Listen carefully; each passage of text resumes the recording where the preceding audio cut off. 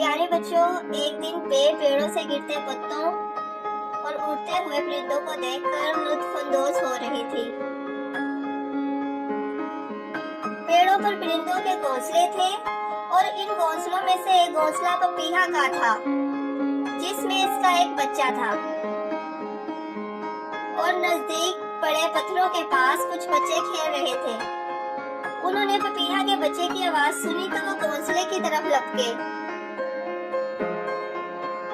बच्चों ने पपीहा के बच्चे को तंग करने के लिए इसकी तरफ पत्थर फेंके। एक पत्थर घोंसले को जा लगा। पत्थर लगने की वजह से पपीहा का बच्चा जमीन पर आ गिरा और इसका एक पर टूट गया। पे जल्दी से पपीहा के बच्चे के पास आई और उसे पानी पिलाया।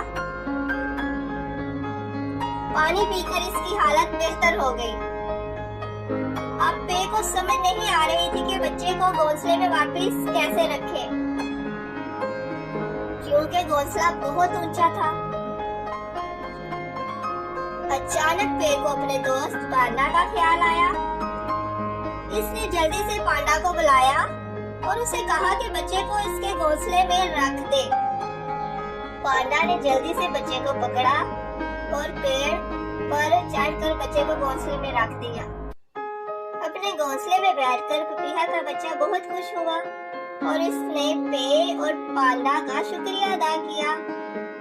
पे ने बच्चों को अपने पास बुलाया और प्यार से समझाया कि परिंदों और जानवरों को तंग नहीं करना चाहिए।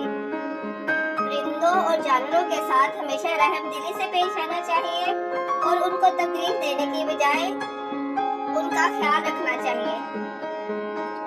बच्चों ने पे से वादा किया कि वो आइंदा किसी परिंदे और जानवरों को तंग नहीं करेंगे और इनके साथ हमेशा अच्छा सलूक करेंगे।